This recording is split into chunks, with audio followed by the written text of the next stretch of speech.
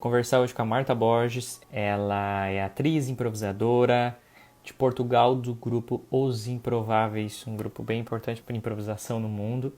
E é uma honra conversar com ela. Olá! Oi! Bom, primeiro, obrigado, Marta, por conversar comigo, com o grupo. Muito Obrigada obrigado. também pelo convite. Você já fez trabalhos aqui para o Brasil, né?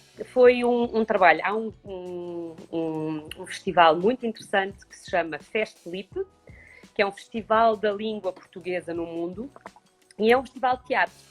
E a pessoa que está à frente do festival é uma atriz com uma sensibilidade enorme e uma abertura artística gigante. E então, numa das edições, salvo erro, foi em 2011, 12, já não sei mais. Os anos para mim passam um pouquinho rápido. Fez uma coisa muito simpática que foi, num festival que é só de roteiro, portanto, num festival de teatro clássico, deu abertura para haver o teatro de improviso.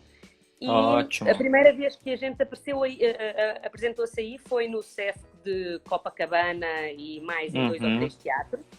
E a gente tentou fazer uma ligação com artistas convidados. E então éramos nós do nosso elenco 3 atores e convidámos 2 atores brasileiros, o Pedro Cardoso e a Graziela Moreto, e um pianista. E então foi uma fusão Brasil-Portugal a fazer teatro de improvisação num festival que nunca tinha visto improviso na forma de criação de espetáculo. E correu tão bem que voltou uma segunda vez e aí a gente pegou convidados do Teatro do Nada, do Rio de Janeiro, e o Daniel Nascimento, dos Barbixas. Legal, que ótimo. E que legal, eu não sabia dessa abertura que teve nesse festival, é maravilhoso, porque geralmente o improviso não entra nesses festivais, né? Você pode falar, se calhar, um bocadinho da vossa experiência, porque vocês estão em Santa Catarina, é isso? Santa Catarina, o sul do Brasil, é. Ok. E acho que há uma curva no mundo que é de, primeiro, o improviso ser entendido, primeiro como stand-up. Depois percebe-se que não é stand-up. O stand-up tem muito trabalho e muito mérito, mas não tem nada a ver. Sim. E então, a seguir pensam, ok, é só humor puro e duro e é só piada. E não é verdade. Pode ser piada, há registro rápido, de jogo rápido, com muita interação com o público. E aí sim, a comédia rápida, tem punchline, tem curva do jogo, tem tudo. Mas depois também há todo um lado e toda uma corrente de grupos que começam a surgir, que tentam fazer o casamento mais do teatro e criando com o longo formato, peças que vão beber e têm cuidado com cenografia, com o figurino, com a luz, que ajuda a aproximar a arte tida como sendo a clássica do teatro à arte de improvisação. E é nesse caminho que eu trabalho com o meu grupo e é esse caminho que a gente gosta bastante. Quando eu fui ver um pouquinho o que é que vocês andavam a fazer e fiquei contente de ver numa entrevista de um dos lives falar que vocês tinham como formação de base serem atores. Porque eu acho que, independentemente depois da escolha artística e da linha que escolham para os vossos espetáculos, têm uma noção de corpo, de voz, de palco, de posicionamento no palco, que ajuda a que o espetáculo seja mais bonito, independentemente de ser mais dramático ou mais cómico, não é essa a questão, mas a que a pessoa receba mais como um trabalho que foi ensaiado e ajuda a perceber o porquê que é necessário o treino, o ensaio, não é para o conteúdo, é para a forma. E a forma tem que ser profissional. E para ser profissional tem que haver um treino de ator profissional por trás. Senão é só um golpe de sorte, que depois é muito difícil, ao fim de algumas repetições, de manter. Sim, com certeza. E até porque, se for se tratar de um espetáculo onde a construção e tudo está se apoiando nos atores, né? Sem treinamento de ator, o que é, né? O que é? Se não tem figurino, cenários e... Né? A gente ainda assim, esse é o nosso primeiro espetáculo de jogos. Eu acho que acaba se começando por aí, né? É o início. Dá tarimba, dá ritmo, como eu costumo dizer, eu acho que é o jogging para seguir fazer uma maratona. Não dá para saltar etapas. Eu acho que alguém pensar que o jogo é errado, ou um espetáculo de jogo com ritmo rápido é mau, acho que é tonto. Acho que pode haver uma fase em que não vos apeteça tanto. E também é normal. Mas depois também começam a ter saudades, quando largam muito e a perceber que mesmo no longo formato, casa coisas rápidas, casa dinâmicas e jogos rápidos que são ótimos. Para não ser também uma chatice. Sim. E porque é muito divertido também, né? Claro. Assim, muita vontade de fazer, né? E tem muita interação rápida com a plateia e o público fica em delírio, sente que faz parte daquele momento que é só deles. E vamos falar um pouquinho dos Improváveis. Vamos lá. O primeiro espetáculo de vocês também foi de jogos? Foi o Improfábrica? Qual que foi? Não. O primeiro era mesmo, a gente chamava os Improváveis. É assim, havia uma encenadora, como é que vocês falam? Uma professora, mestre? Uma professora, sim, uma mestre holandesa, que ela era mesmo professora e usava o improviso. Ela tinha estado no Rio, nas favelas, a trabalhar com crianças. Para usar a arte, para aproximar e conseguir criar ponte entre a arte e crianças muito desfavorecidas que nunca tinham tido acesso àquele tipo de ferramenta.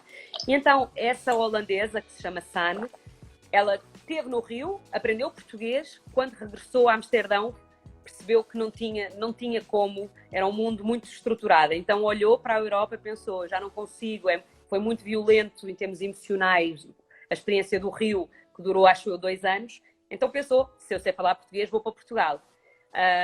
E percebeu-se que só havia um grupo em Portugal, os Comédia à la carte, um grupo masculino com 3 homens, de jogos, e abriu um curso.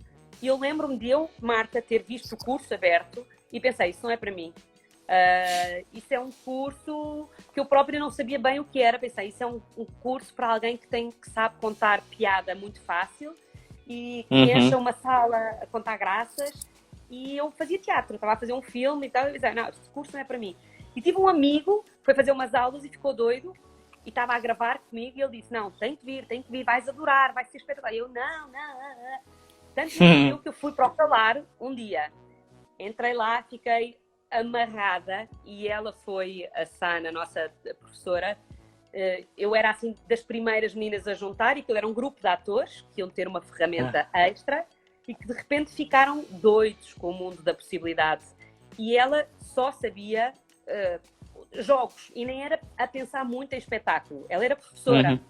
Então, e ela não atuava. Então ela começou a dar-nos treino diário de jogos. A gente se juntou, éramos 11 homens e uma mulher. Eu acho que você falou com o Mário Bomba. Falei com o Mário Bomba. Falou com o Bomba. Pronto, o Bomba juntou-se também um pouquinho de tempo depois a isso também, a esse grupo inicial. Então até fizemos em café-concerto, café-teatro, assim, coisas muito informais em que se passava o chapéu. No final, para quem quisesse contribuir. Rapidamente, passado 1 mês ou 2, estruturámos um pouquinho mais e havia aqui um espaço que já não existe mais, que se chama Teatro Casa da Comédia, que tinha 60 a 80 lugares e foi o perfeito. O único bloco que nos arranjaram foi domingo à noite, que ninguém queria, e a gente pegou. Então, durante 2 anos, todo domingo, fizesse chuva ou sol, qualquer que fosse a data, a gente durante 2 anos, todo domingo, dava lá, assim, sempre direto. Então, criámos uma base de público muito forte e treinámos muito jogos rápidos, e fomos logo com figurino, com adereços, com músico, sempre com música em cima do palco. E então, obrigou-nos a profissionalizar e a partir daí, quem quis seguir o improviso, cada um de nós, uns foram para Chicago, outros fomos buscar a formação onde a gente sentiu que era o que mais queríamos fazer e começámos a convidar, como eu vi que vocês já fazem, convidar mestres para virem ter connosco. E assim foi, portanto, os primeiros espetáculos profissionais foram Teatro Casa da Comédia, uma sala de 60 a 80, todo o domingo durante 2 anos.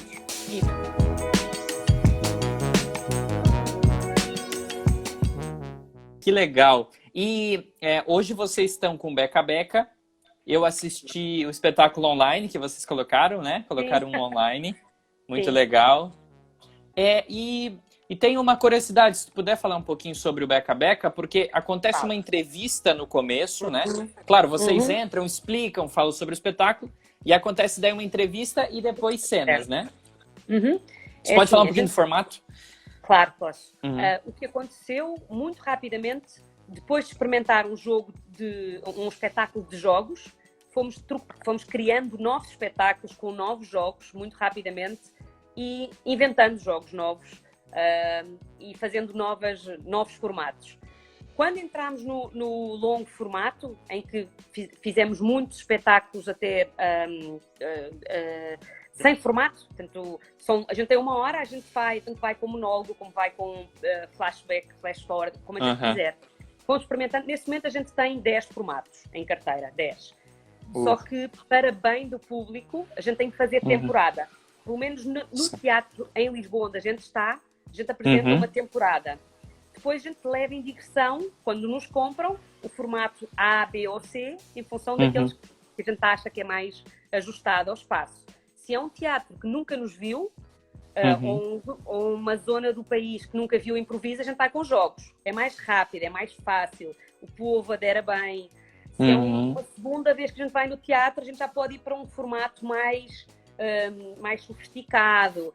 Se é uma terceira vez, a gente já vai para um longo formato em que tem música, tem ilustração, tem composição vocal no mesmo tempo, pode ter dança ao mesmo tempo, enfim. O Beca Beca nasceu porque a gente queria há muitos anos, fazer um formato que se chama Armando Dias, que é um formato americano em que alguém aparece, no Armando, alguém aparece, fala de um assunto e quando sente que o seu tempo da história terminou, desaparece e os improvisadores que ficaram escutando entram e começam a improvisar. E depois o contador de histórias, quando sente que é o seu tempo novamente, entra no palco, tira o povo e continua a sua história. Nós sabíamos que em Portugal não havia ninguém que pudesse fazer esse papel e ter a iniciativa de sozinho saber o tempo certo de contar a história. Então a gente queria ter uma mistura de storytelling, que a forma certa era uma entrevista, porque assim um entrevistador é que é o responsável pelo tempo certo da entrevista. Então, no Beca português significa conversa. Tipo, estar à conversa. Estar na palheta, como a gente diz. Então, no formato, o entrevistador é alguém que a gente conhece e todas as noites vem um convidado diferente. Pode ser um jornalista, pode ser um pintor, pode ser um músico, pode ser um ator.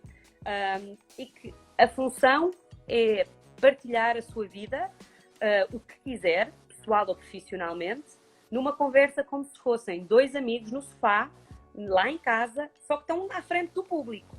E a gente está à escuta, a gente está em cima do palco a ver a entrevista e quando a gente quer, a gente engole, para a conversa e improvisa a partir da conversa. Então, é uma mistura de improviso e contador de histórias e tem sido... A gente vai na 5ª temporada porque o formato está a ser um sucesso, porque o público vê um lado improvável do convidado, não é uma entrevista de carreira, não é uma entrevista chata, podem falar, e o público contribui com sugestões. Pode ser desde chocolate, fome no mundo, a Bolsonaro. Portanto, há um saquinho, uma caixinha, onde o entrevistador vai pegando as sugestões e então o público vê aquele convidado, que é alguém que admira, geralmente é uma figura interessante, vê a revelar histórias e depois vê a nossa criação em cima dessas histórias. Vocês já apresentaram em vários teatros diferentes? Esse formato? Já, estávamos no Teatro Tivoli, que é um teatro que tem mais ou menos 300 e qualquer coisa pessoas, que é o tamanho certo para esse espetáculo. Fizemos já para empresas, em que 3 pessoas vieram da plateia, que eram pessoas do universo da empresa, para se darem a conhecer e a gente se homenagear na criação. E agora estávamos nesse novo espaço, no Casino Estoril, que é um auditório de um casino. E que é uma sala muito bacana. E esse formato tem estado assim. A indigressão não foi ainda fora de Lisboa, o Beca Beca. Esse espetáculo tem muitos protocolos dentro dele? Na hora que vocês vão fazer cenas? Não. Zero. Não, e é por isso que o treino serve. Quando a gente começa a bolar um formato que a gente gostava, a gente tem de treinar, que é para perceber qual é, digamos, é como quando você faz um bolo. Até pode improvisar os ingredientes que lá põe, mas tem que ter os ingredientes já certos e a forma. Certo. A nossa forma não é dura, não é de metal, é assim meio de silicone, é mole. Portanto, a única coisa que está definido é, a gente entra e a gente se apresenta, para explicar ao público o que é. Convidado e entrevistador sentam e o certo é que eles vão começar. O primeiro bloco de conversa é deles. Quando a luz, e a gente está, imagina assim, esse é o palco, isto é a unidade da entrevista e a gente está aqui desse lado. Quando a luz deles se apagar, a nossa vai subir e é o nosso tempo de improvisar. Quando a nossa apagar, portanto, e esses são os protocolos. O protocolo é só a luz, que define, em média, 10, 15 minutos de conversa, 10, 15 minutos de improviso, mais 10, 15 minutos para dar 1h30. É o iluminador que escolhe, não?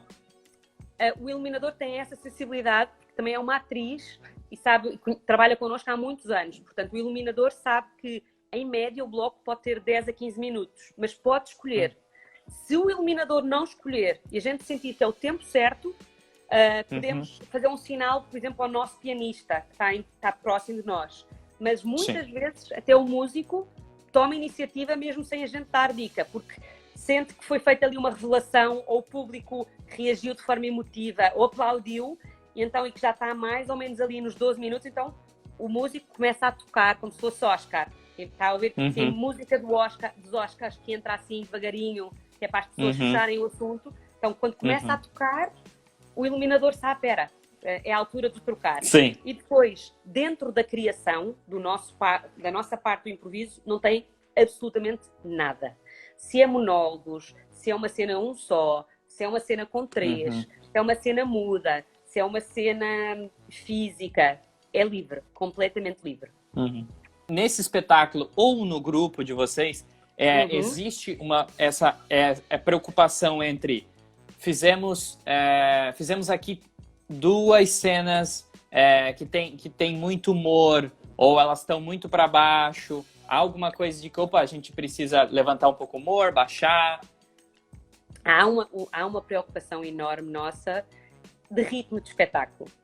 Ou seja, imagina, pensando no Beca Beca, que são 3 blocos. Se os 2 blocos foram mais dramáticos houve uma cena tão dramática que incluiu choro e um vasculhar de emoções muito, muito densa. Sem combinar, a gente intuitivamente, que é um trabalho de grupo, já sabe que o a seguir tem que ser mais físico, mais para cima, com mais humor, certo, e se calhar mais rápido. E se calhar o terceiro vai balançar, vai ter um misto dos 2. Portanto, isso é o que se ganha com o ritmo de trabalho em conjunto, com o treinamento, que é nenhum espetáculo consegue ser sempre aos gritos, nem nenhum espetáculo de improviso. Portanto, se a energia for sempre tem que ter um segundo para respirar. E aquilo que eu sinto é, mais do que ser muito, muito acelerado, muito cómico ou muito dramático, se tiver verdade lá dentro, o público vai connosco. Tem muita gente que tem muito medo de, num espetáculo, deixar momentos de verdade que até possam incluir comoção, choro, porque acham que o público não vai entender porque estão à espera de comédia. Não é verdade. Pode haver isso. Eu acho que isso até muitas vezes é o momento em que o povo respira, se une a nós, percebe que nós somos pessoas e que são personagens reais, e a seguir continua na viagem connosco. Acho que é preciso mesmo essa verdade, essa calma, porque ninguém aguenta 1h30 sempre pensa muito. Ótimo.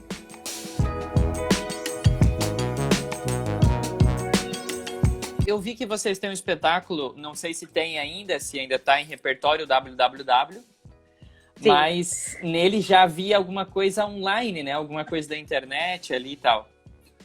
Nessa altura a gente saltou para uma sala gigante, que é a sala do Casino Lisboa, que tem 2 casinos. O Casino Lisboa, a sala tem 600 e qualquer coisa lugares.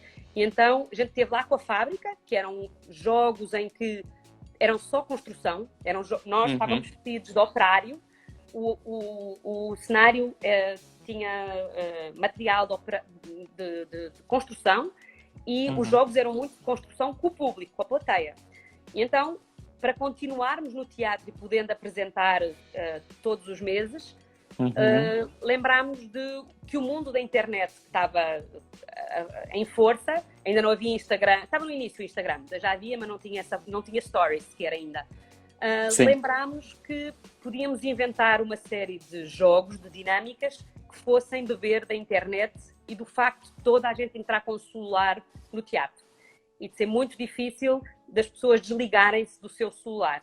E então tínhamos em palco, para além do músico, um ator, que depois virou parte do nosso elenco, o Gonçalo, com um laptop e que improvisava no computador, e a gente utilizava um telão assim gigante de fundo de palco, em que, por exemplo, dá um exemplo de um jogo, a gente pedia um nome de uma pessoa à plateia, nome próprio e ao outro um apelido, e um verbo, íamos ao YouTube e víamos, se por acaso, imagina que Luís Afonso e depois, por exemplo, um objeto foi-se, digitávamos isso no YouTube, em tela gigante, durante o espetáculo, e aparecia um videoclipe.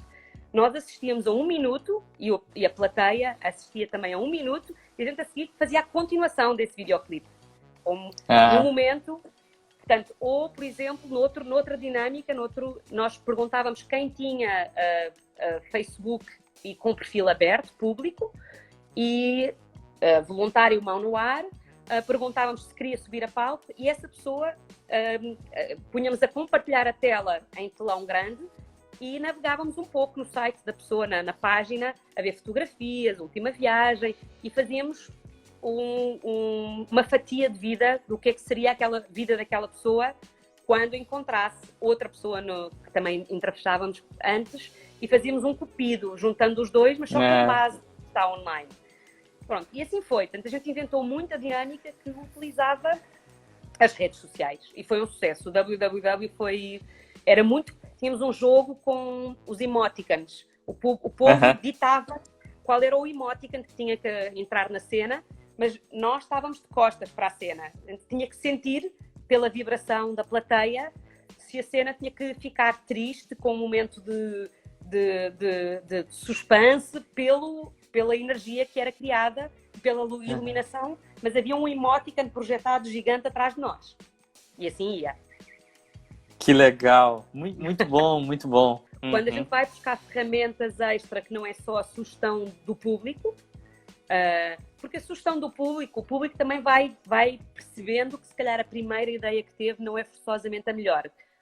Se calhar a primeira ideia é aquela super engraçada e às vezes puxa pela cabeça e pensa, vou dar antes a segunda, que a segunda ainda é mais sofisticada. E quando a gente começa a procurar outras fontes de estímulo, seja fotografias, seja internet, seja uma peça de roupa, seja um objeto que se traz, um trecho, nós fazemos... nós temos um espaço que aqui é uma casa de cultura muito, muito variada, que é música de jazz, tem salas de leitura, conto, forró, é assim um espaço enorme, tem 10 salas em simultâneo com coisas a acontecer, espetáculos. Aí tinha do nosso, disseram, as salas têm piano clássico, vem aqui improvisar uma vez por mês e vem cá. Então, não tem muito espaço de palco e não tem muito espaço de luz. Então, para homenagear o espaço, a gente convida quem lá está na sala a ir à biblioteca, trazer um livro, abrir ao calhas uma folha e ler um pouquinho e explicar-nos porque é que escolheu aquele livro. Pela capa, pela textura, pelo cheiro. E isso é suficiente para haver uma viagem de improviso maravilhosa. Mas, Marta, você também faz bastante trabalhos também como atriz, não atriz improvisadora, atriz, né, Já fiz mais. Assim, Já no foi lá? início, sim, no início, quando conheci a improvisação, consegui manter em simultâneo até, houve assim um tempo de loucura, que consegui gravar um programa de televisão, estar numa peça que era das 8 às 7 todos os dias, depois tinha espetáculo de quinta a domingo à tarde, com teatro escrito, e domingo à noite, Casa da Comédia, como eu falei. Uhum. Dá, a pessoa fica doida, não dá. E então, gradualmente, tive que ir desistindo de projetos que me obrigavam a estar em cena, porque fazer pontualmente dobragem ou locução consigo, sou eu que giro o meu tempo. Se for uma participação pequenininha, ainda consigo. Dá para ir, eu diria, 6 anos para cá, quase não consigo fazer nenhum teatro com roteiro, porque se o aceitar, vou perder, o meu grupo vai perder por mim. Nesse momento o grupo, e dá uma série de anos para cá, somos 3 atores, uma menina, 2 rapazes e um músico, e depois a produção com técnicos. Então, se um de nós não está, a diferença é enorme. E eu recusei trabalho até em televisão, que muita gente não entendeu, porque não dava. Eu ia tirar compromisso ao grupo e não consegui. Portanto, dá 12, 13 anos, o improviso está quase a tomar 100% da minha vida e ir de 100% para aí dar 6 anos para cá. Quase 100%. Ótimo. Sim. Que legal. Mas, com certeza... Olha, pode falar. Só dizer uma coisa. Sim. Eu acho que, enquanto for compatível, é de continuar, por uma razão. No ano em que eu comecei a fazer espetáculos de improviso, nunca foi um ano nunca tinha tido um ano em que eu chegava a uma audição, a um casting, e tivesse tanto, não estava nem mais nova, nem mais bonita, nem mais magra. Os anos passam, não é? A gravidade é tramada. E com filhos e tal, a coisa não facilita. Então, mas nunca houve... Eu aprendi a descontrair, aprendi a ouvir aquilo que o diretor de casting me falava, aprendi quem é que, quando chegava lá na audição ou no casting, quem é que era a pessoa com quem eu tinha que me relacionar. Se eu tinha uma cena para fazer com um colega, eu estava mais preocupada na relação do que no texto.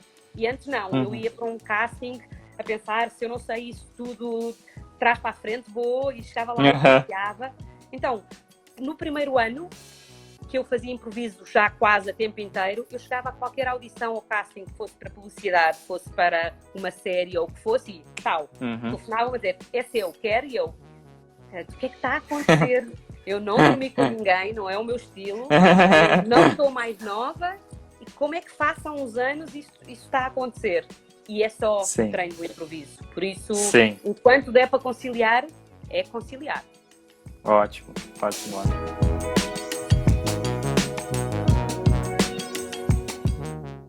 Das coisas que vocês faziam fisicamente, no mundo real, agora para o online, né? Foi uma difícil adaptação? Como foi isso para vocês? Há formações que é possível dar à mesma com o Zoom, com o Teams, com o webinar, palestras dá para dar. E algumas até têm a vantagem de obrigava dentro, por exemplo, a gente trabalha muito com farmacêuticas, com bancos, que estão espalhados pelo país e tinham que ter um encontro para receber a formação, às vezes no mesmo dia, na mesma hora. Tem a vantagem de ser mais rápido, ser mais fácil. Por outro lado, perde-se muita coisa. Perde-se a interação do momento, aquele bocadinho em que cada um de nós vai, cada dupla, corrigir ou dar um feedback especial. Mas é possível transformar. Mas, por exemplo, os nossos cursos de improviso com os nossos alunos ficaram, no 12º curso, ficaram a 2 aulas do final, com um espetáculo por apresentar. Já discutimos este assunto 1000 vezes, por exemplo, de fechar o curso com um espetáculo online. Mas se a formação tivesse começado assim, eu acho que seria assim. Agora, não começou assim, então parece que fica assim um amargo de boca e que não chega a ser igual. Portanto, para quem nunca recebeu uma formação presencial, há quem esteja a aderir, clientes novos nossos, ou quem nunca tinha comprado, estão a começar, por exemplo, essa semana vai rolar um trabalho com um grupo de 200 pessoas online, vamos fazer. Agora, quem já conhecia antes está com alguma dificuldade em se deixar seduzir. Eu acho que também é uma questão de tempo. Se isso durar até ao fim do ano, vai ter que acontecer. É verdade. É verdade. Mas sim, mas olha, surgiu uma coisa criativa, que é tal outra coisa. A partir do momento que tu pensas, só tem online, como é que é o produto de diversão, ou que une as equipas, ou que as motive, só com o recurso online, surgiram produtos que a gente não tinha. Nesse momento temos uma série de produtos de vídeo, de sketches, de telejornais, que não tínhamos, que criámos a pensar neste formato. E são esses que estão a ter procura. São esses que estão a ter procura. Ótimo, que legal, que legal. Que tipo de improviso você gostaria de ver mais no mundo, né? Que tipo de coisa você gosta e gostaria de ver mais, que os grupos estivessem fazendo mais? Eu gosto muito do lado dramático, não forçosamente cafona, chato, ou que cheira mofo, ou lento. Gostava que houvesse, e o Brasil nesse caso é exceção do que eu tenho visto, há um cuidado enorme em elevar, pelo menos em termos de cenário, de cenografia, de adereço, de cuidado com o conceito de espetáculo, é muito cuidadoso, mas ainda se vê muito a improvisação a ser feita assim às cambalhotas, com pouco cuidado. Eu gosto de qualquer formato, desde que sinta que há trabalho por detrás, que há respeito no palco. Eu adoro ver equipas em palco a divertirem-se, mesmo que não seja a linha que eu mais gosto, mas gosto quando sinto que a dupla, o trio, o grupo está-se a divertir, mas que não se esquece que não é para o seu umbigo, é para o público, ok? Sim. E gosto muito de casamento de artes também dentro do teatro. Adoro ver espetáculos de, por exemplo, gosto muito de espetáculos mudos. Por exemplo, há uma dupla que faz um espetáculo mudo lindo, que é o Daniel e o Filipe Ortiz, com uma DJ, fazem um espetáculo absolutamente maravilhoso. Gosto muito de espetáculos musicais, gosto de Shakespeare improvisado, há um escritor muito dramático na Suécia, que é o Norien, e há um espetáculo que se chama Improvise Norien, em que só se passa entre a cozinha e a sala. É um bocadinho Nelson Rodrigues. É um escritor muito sobre a vida suburbana e a família. Sim. Então o espetáculo é sempre a mesma família com problemas de família. E o espaço é só uma cozinha bonita com um pequeno alpendre para a sala, mais nada. E a ação é toda ali. Eu gosto desse tipo de espetáculos onde há comédia, mas há tempo para a relação. Onde há tempo para a humanidade. Há tempo para... Pode ser muito louco, mas até o ET... Eu fico agarrada ao ET, porque o ET é um extraterrestre que só quer regressar ao seu... Tem um lado humano que quer regressar ao seu país. Ou o super-homem, no fundo, é um órfão que tem os superpoderes, quer ser amado pela família e ser reconhecido. Portanto, eu quero ver mais teatro, no sentido em que, seja que formato for, comédia rápida, médio, longo, com mais humanidade e com gente a respeitar-se em palco, a divertir-se, sem esquecer o público. Ótimo, ótimo. Muito legal. Muito bonito também essa fala. Muito obrigado. Bom, queria dizer para você muito obrigado mesmo, de verdade. Obrigada de coração. também. Tchau, tchau. Um beijão. Beijo enorme também. Tchau, tchau. Tchau, tchau, Marta. Valeu.